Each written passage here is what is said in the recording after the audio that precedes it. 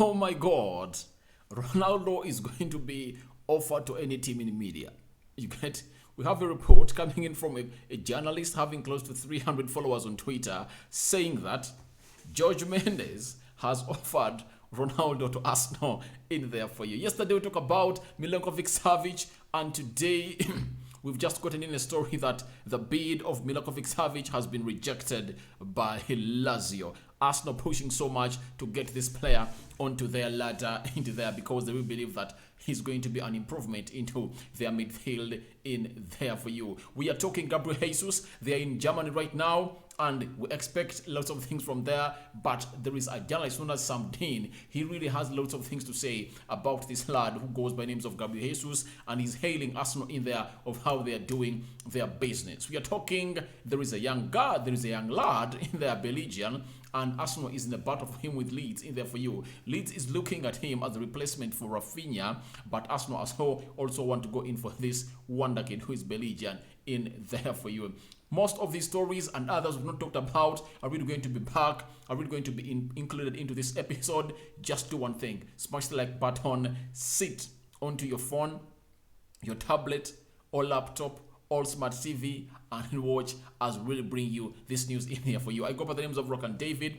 Rokani Media Channel is the channel that I really come in here to broadcast in there for you and bring you the latest news and information as far as these are concerned in there for you. Smash the like button, guys, comment and share and subscribe to this channel so as not to miss out on the stories that we do upload in here on a daily. First and foremost, we go to a story of a man known as Sam Dean. Sam Dean is a football reporter for the Daily Telegraph and Sunday Telegraph in there for you. He has come out and said last year Arsenal spent £50 million on a defender whose best attribute was his ability on the ball. Now they've spent a similar amount on a striker who has been called the best in the world at pressing, Arteta ball, defenders who attack, attackers who defend in there for you. So in this story, he's giving all sorts of hails to Mikel Arteta and Edu. Obviously, the way they are spending their money is really paying out. When you look at how Arsenal performed last season with the thin squad they had, and they managed to go in the UEFA Europa League, and they missed narrowly to go into the Champions League when they slipped in the game of Spurs because they only needed a draw when they're playing Spurs and win the rest of the games in there for you. But they went ahead to lose very many games in there for you. Newcastle beat them, Spurs beat them, so Brighton beat them, Southampton beat them. So they found themselves in a situation of not qualifying. But that was all led to them not having a thick squad. Now, last season, they brought in a central defender at £50 million. Very many people came out and criticized Ben White that is not worth that money. But to me, I will believe that in the modern market, he's worth it. So how much do you think he's worth? You get? Because he's really good. Ben White is talented. He's a talented player. You get? And he really showed his worth when he really came in and really played for a side which goes by names of Arsenal, and they really kept close to 13 clean sheets. There is it Agbenoha, the former player of Aston Villa, coming out and saying that Ben White is overrated? No one is overrated when statistics are really doing great for him. When you look at what he did last season at Arsenal, he really did great. So the William Saliba we are really talking about and really hailing that is better than Ben White. All right, he's coming to the Premier League. Arsenal are not willing to offer him back to Marseille. He's coming. Let's wait and see what his input is going to be in this game of football. We are waiting to see what your William Saliba is going to be putting in there for you. So we stand to be proven wrong that Saliba is better than Ben White. So we wait to see whether William Saliba is going to come in and really show us that he's better than Ben White. So Sam Dean has really come out and really hailed Arsenal, of which the business they're doing is so much good.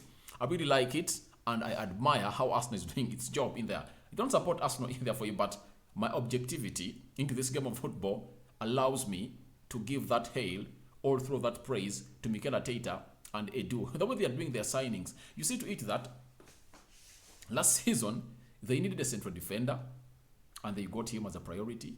They needed a central attack midfielder, they got him in the names of Odegaard. They needed a goalkeeper, they got him. They needed a right back, they got him. You get? So almost all of the signs that Mikel Arteta is doing don't flop.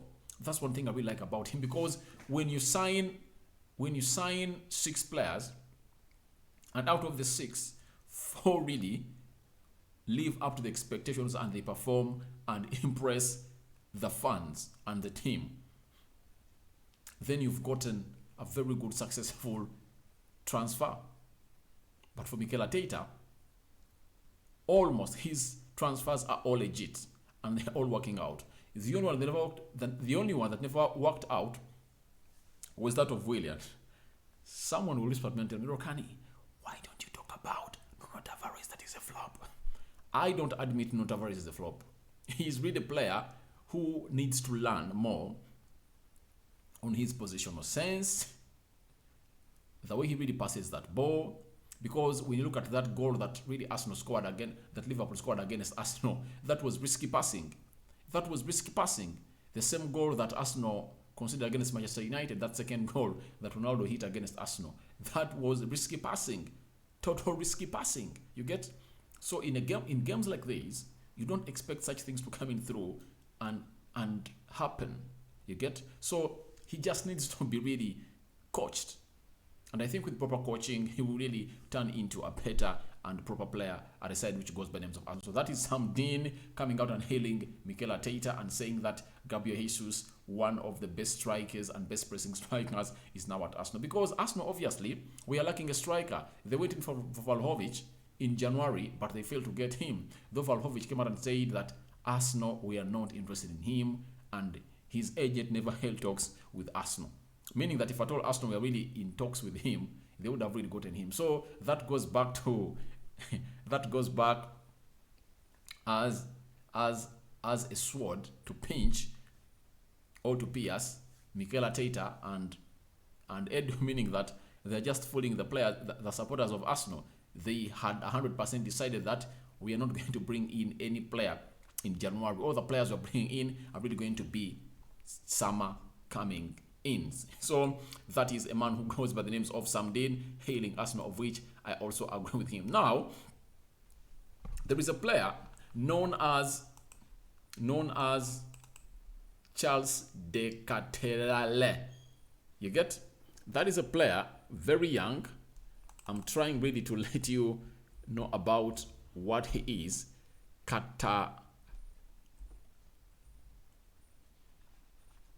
He's known as Ketelaere in there for you. He's really a very good player. He's known as de Ketelaere. He comes in from Belgium. That's what I know. And Arsenal are really looking for him. He's a Belgian player, according to Google and Wikipedia. They say that he's a Belgian player who plays as a midfielder for Belgian First Division side Club Brugge and Belgium national team. He's 21 years of age, in there for you, and he's 1.9 meters tall, very tall, in there for you. And last season, when you look at his stats, they're really amazing. He played 39 games. He scored 14 goals and 9 assists. Oh my God. Then he played in the Champions League. He played 6 games and he scored 0 goals. Those are 45 games he played, and he is really a very good player. So Arsenal are really looking at this player, and it's rumored that they really want him in there for you. This story has been reported by Calcio Mercato.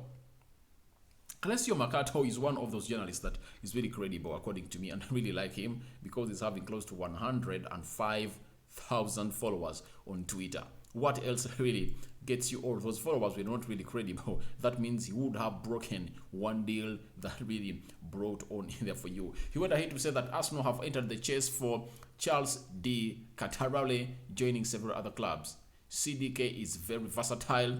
The Belgian international is capable of playing in several positions in the attacking third. 35 million euros is believed to be enough. One of the English clubs they're talking about is Leeds. So Arsenal might be really entering this race to show Leeds that you denied us a chance to sign Raphinha. Now, let's also go ahead and really bottle your chances of signing a player that you feel like is going to be a replacement for Raphinha. Because when you look at Leeds, you don't blame them. I can't blame Leeds because Leeds, their aim is to sell. And the player doesn't want to play for either Arsenal or Chelsea. The player says, I'm going to Barcelona. He first said that if Barcelona fails to take me, then Arsenal is my second choice. Then later, he came out and said, even if it means playing another season at Leeds so that Barcelona's financial situation gets back to normal, I'll wait until next season. So it shows you that this player doesn't want to play for any other team apart from Leeds. Now Arsenal look like they want to revenge to Leeds that plays. You failed us from getting that player because we are so much near. We got you a bid that really raised his value from 35 million euros to close to 50 million euros or 55 million, because Arsenal bidded, were they 55 million euros? I will remember very well. Between 50 and 55, that's what Arsenal bidded. And now Leeds is going to get 60 million pounds from that player. And who really brought this? It's Arsenal, because Deco told Barcelona way back in March this player was going to go for 35 million euros.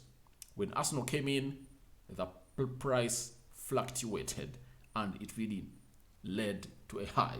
You get? So it looks like Arsenal are really trying to go on and say, all right, tit for tat is a fair game.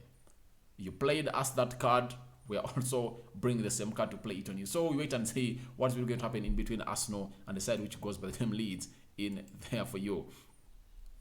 So Arsenal are actively searching clubs for Lucas Torreira in Italy and Spain. That is via Charles Schwartz. Charles Schwartz is an Arsenal correspondent for Goal, formerly of Football London. There for you, that is Charles Schwartz. He's really a very credible source, especially when it comes to Arsenal. In there for you. And currently, Lucas Torreira was loaned in Fiorentina, and Arsenal wanted 16 million pounds to be paid by Fiorentina. He really played very well. When you look at Torreira a little bit in here, I can really get you his stats. He really played very, very well. Lucas Torreira, all right, Uruguayan player. Let me get you what he really did. He's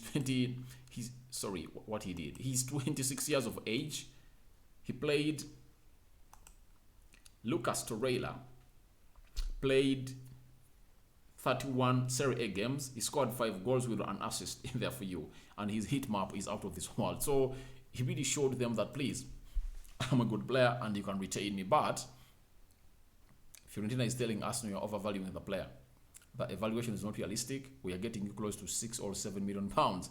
And Arsenal is saying, no way, we want 16. But when you look on the ladder, teams like Boca Juniors are really looking for him, and Lucas Torreira believes that it's high time he went back home. The reason that's why he's going back home, because he wants to go to the World Cup. Most of these players, when World Cup is really nearing, they want to go back and play in their home teams, because they really know that the coach of the national team is there watching those games. And secondly, that happens because they're not getting enough playing time in there for you. Look at Andreas Pereira. Andreas Pereira has just agreed a deal to join Fulham, but because he really felt like he can go in Brazil and revive his career, and maybe he could really attract Tite, he really went back and played for Flamengo. But thank God enough, however much he never got a call up for the Brazil national team, teams like Fenerbahce and Fulham really wanted his services, and he's going to go and play that side. A deal of 10 million pounds plus 3 million pound add-ons has just been agreed with Manchester United, and the player is really going to go on there to do his medical. So we wait and see how that is really going to happen in there for you. Andreas Pereira in there for you. So even Lucas Torreira wants a move to go to Boca Juniors, but I don't know whether Boca Juniors has the money that Arsenal really wants, because Arsenal really wants close to 15 or 16 million pounds out of this player. But all that shows you that Arsenal are creating space for more midfielders to come in through. And guess what? This is what really happened today there for you. It might sound as a shock for Arsenal, but this is news. But it shows you that Arsenal is trying more different options for its team. Today, we've gotten a story from Masseguero in there for you. He's from Italy. He has said that Arsenal had the first offer of 55 million euros for Sergej Milinkovic-Savic, rejected by Lazio, but a second offer could be on its way. Arsenal could go up to 65 million. Obviously, this player is valued at 65 million euros, and Arsenal had only offered 55. Sad news, but good, because it shows you that Arsenal are really pushing to get in a midfielder in there for you. And tomorrow, I'm going to do a story about Unity demands. That is so much exciting, and you Arsenal fans are really going to love it because it's really, really doing great in there for you.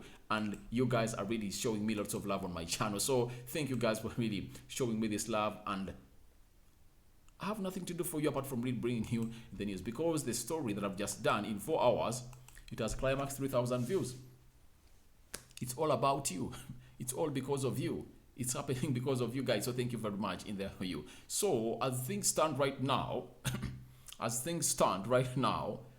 Milinkovic-Savic is on the ladder of Arsenal.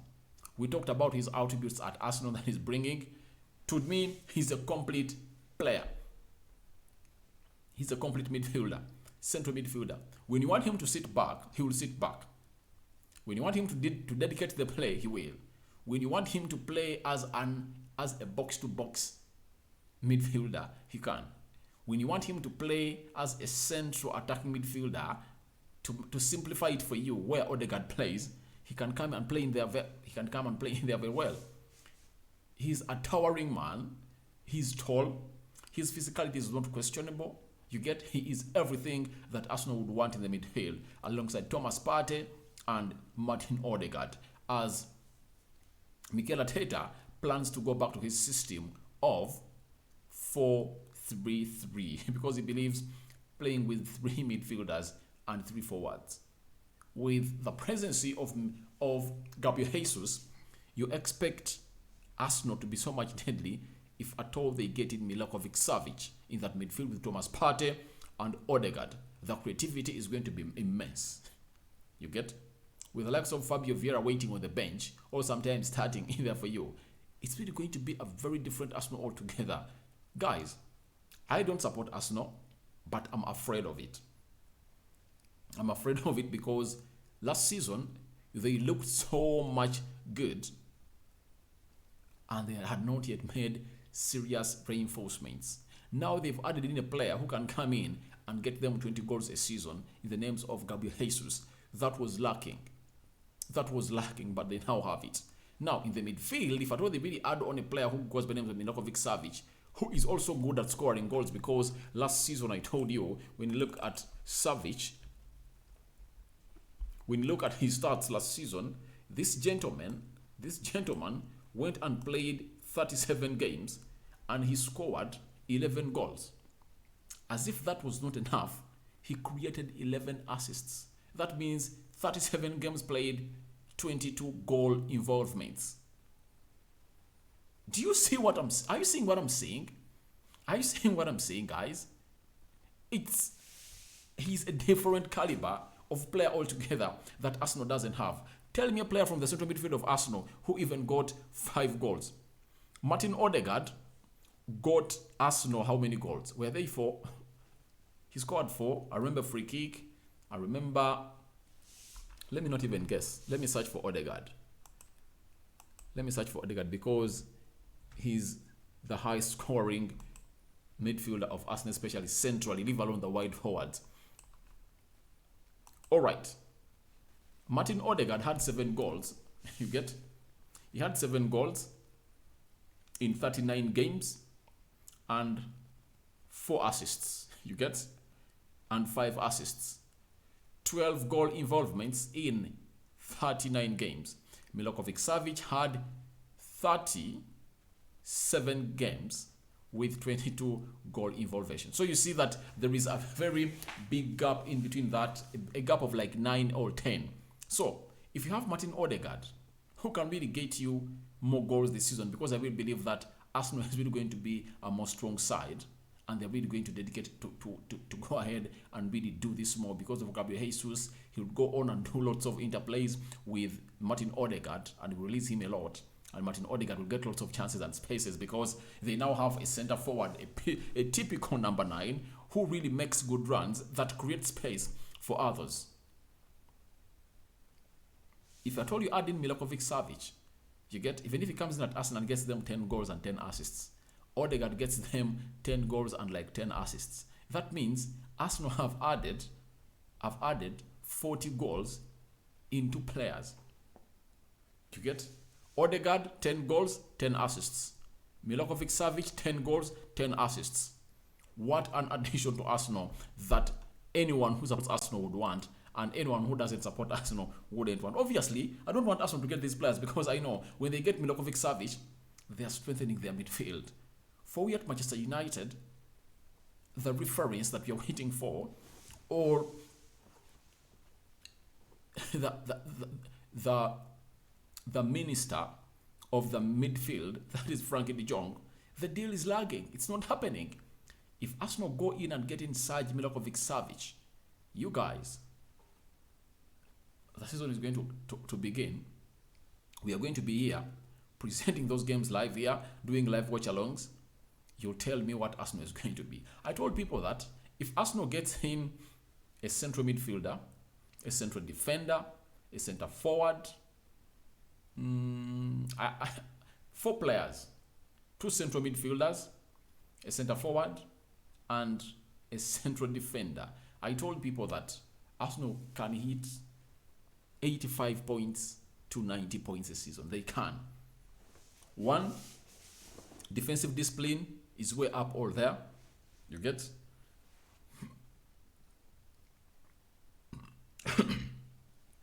Sorry about that. Defensively, they're okay. Their organization is way up there.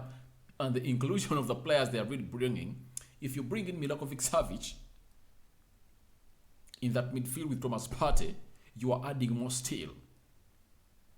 He is really a press-resistant player. When he's really playing that game of football, he makes you believe that it's very easy to play that midfield. But Milinkovic-Savic is another monster in there for you. He's an absolute monster of a baller. If you know what I know and what I'm telling you, you'll get to know what is it, because he really has genuine qualities and potential for this game. When you look at the game and how he really dedicates play, he's really great. Long pass on him, short pass on him. He's good at heading the ball. In every aspect of the game of football that you really relate him to, he's just superb. He's just complete. He's just complete. The way he marauds the midfield, the way he really makes those central runs, the way he connects his game to the forward line, the way he acts in the final third. You get? He's this kind of player that when he really crosses the center half and approaches the final third of the opponent, he acts like a central attack midfielder. If it requires him to really sit down these players, he will. If it requires to use energy, he will. If it requires to find out a very beautiful pass, he will. If it requires him to head that ball, he will. So he's everything. And I'm just waiting for the first year one journalist from Italy. I know Makata has really said about it, but Di Marzio, especially Di Marzio. If at all Di Marzio comes in and really tells us about this deal, I'm really going to come in here and tell you that Arsenal are really going to get in a good player in there for you. So that is Milinkovic-Savic. The bid has been rejected. Remember yesterday I already told you that Arsenal have made a bid for Milinkovic-Savic. You get very well of 55 million euros, but it was rejected in there for you. Now, there is the same journalist telling us about Milinkovic-Savic. I think it's going to be Milinkovic-Savic. Here we have a player who goes sorry about that. It's supposed to be this player. It's Martinez, Lisandro. Now, I've just done a story of Arsenal and Lisandro Martinez. One of the podcast attendants at BBC, Fraser, has come out and told us that Arsenal are out of this because United has agreed personal terms with a player. What does it mean when you agree personal terms with a player? Obviously, it is like they've given the club green light to go on and complete personal terms because they've already agreed a bid or the realistic valuation of the player. That's what it means, because there is no way Ajax will go ahead to tell United that go ahead and agree terms with a player who goes by the names of Lisandro Martinez without agreeing a real fee for them in there for you. And I told you that that is possible for a reason that United has just gone in there and really sold a player at £10 million, and that is cash. £3 million are coming in as add-on. So if Ajax were really wanting 43 million pounds, and United were just 5 million pounds less, I really believe that they can use these. They can get 5 out of the 10 they've gotten from Andreas Pereira to go in and get that deal done. So to me, that's the prospect of me really knowing that deal happening. But Charles Schwartz has come out and told us that everyone is saying, oh, it will be United, but I'm told Martinez is very open to Arsenal as well. He really likes the ideas that he's been told and in how he would be used by Arteta. He likes Arteta and he would be very keen on the project. Now, every person reporting, because Charles Schwartz is an Arsenal correspondent for goal, you get? Obviously, he's supposed to blow his own trumpet and he's being fed by the club, and obviously the club will tell him that go out and tell people positive news. Go out and give people the positive vibe, because it will sound so much weird and stupid for Arsenal to admit that United has overpowered them in this deal. After them losing Raphinha, they put in a lot of time in Raphinha deal and they finally lost him to Barcelona. Though Barcelona is trying to push to really see to it that it really pays the amount of money that Leeds wants in dividends. You get? That's what, in portions. You get? They want to first pay like 20, then they bring another 20, like that. They want to draw a structure of really paying Leeds in there for you. Leeds are trying to plan for a life after Raphinha in there for you. So Arsenal doesn't want this to happen to them again, because it's really going to depict to the fans that Arsenal are bad at negotiating deals. You lost Raphinha, and how do you dare lose Lisandro Martinez to Manchester United? But however much Charles Schwartz is telling us this, let's not forget that this player was being managed by Erik ten Hag and is the one who got him way down from Argentina to Europe. So, it's said, better the devil you know than the angel you don't know. Mikel Arteta might be there giving him good ideas and selling the ideas and how he wants to be used and how he wants to use him in the team. And Erik ten Hag will tell him, please, you know how we've been doing it at Ajax? Come, let's extend our tenure at Manchester United. You get? I'm going to give you first team football. You're going to play a lot. I'm having in my plans. So it's really tricky. But tomorrow is really a very important day for this deal. One, United are flying out to Bangkok Friday morning. Wednesday, United have to agree everything with Lisandro Martinez if they are to go with him on tour. And it said that Erik ten Hag has told the board, I want to go with him in Australia and Bangkok. You get? So what does that mean? It means that if United are to go with Lisandro Martinez, tomorrow is the day they're supposed to agree everything with Ajax, such that he flies in, he does the medical, then, because when he does the medical and passes it, they can travel with him to Bangkok and they can really release the footage of him wearing the United shirt, blah, blah, blah, blah, blah, away in Bangkok. You get? I'm 100% sure that is really going to happen, and United will go ahead and do the needful to see to it that that gets done. But even Arsenal is fighting. That's the word that Fabrizio used on this deal, that Ten Hag is pushing and Arsenal are fighting. So it shows you that this deal is really tricky.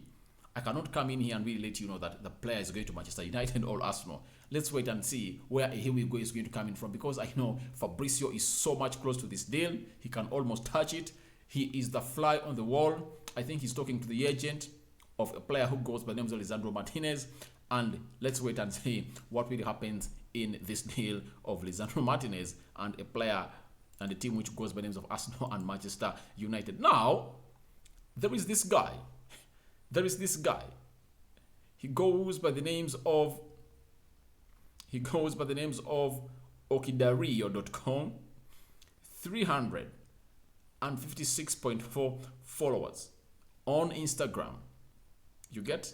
He says /Oko Diaro in there for you. So, these two have come out and told us that Cristiano Ronaldo has offers from Chelsea and Arsenal. That Arsenal want to sign Cristiano Ronaldo. I don't believe this. Arsenal, the way they want their project, they can't bring in Ronaldo. That's out. They can't. Arsenal can't sign Ronaldo. And it's a typical lie that I cannot believe. I've believed third-tier journalists a lot, but this one is out because there is no way Arsenal can really bring in Ronaldo. Why should they? Why should they? You get? Mikel Arteta is a person who has just got in a centre-forward who is one of the best pressers in world football. And Mikel Arteta doesn't believe in a centre-forward that doesn't press. Secondly, they retained Edin Nketiah.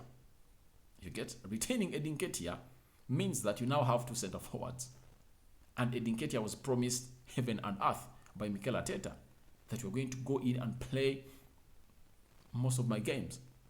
And Edin Nketiah, in the first preseason friendly that they did, held in under closed doors. He scored a hat-trick in that 7 minutes. So, if you bring in Ronaldo, you're demoralizing Nketiah. And by the way, even Gabriel Jesus, because Gabriel Jesus has been told that you're going to be the star man of the team. You're going to be the face of the team. Bring in Ronaldo. That means you can't bench Ronaldo. So, that's a lie. It's a lie. Don't even go on and really give it time. Treat it with a desired contempt in there for you and go ahead and really disregard it because it's 100% a lie in here onto Rokani Media Football. Thanks you guys for watching in. It's our last video of the day. I don't know what you guys have to say about this part. Ronaldo linked to Arsenal, that's a lie. Milinkovic-Savic, second bid rejected. Your reactions are welcome to that story. Then there is another story of Gabriel Jesus. Sam Dean coming out and really throwing lots of praise to you guys on making good signings. With the inclusion of Ben White, that you signed Ben White £50 million last season, and now you've gone for £43 million for your centre forward. What a business you are doing, and he has hailed you for really building a very good team, and fruits are no far away from you. Then Arsenal, Lisandro Martinez, Charles Schwartz has gone ahead to comfort you Arsenal fans and given you more hope that this deal can go either way, and Arsenal are really pushing, and the player wants to come in and play for a side which goes by the name of Chelsea. Lucas Torreira wants out of Arsenal, but Boca Juniors is really one of those teams that is really looking at him, and the player wants to go back and play that side. I sign out for now. See you later, and good night.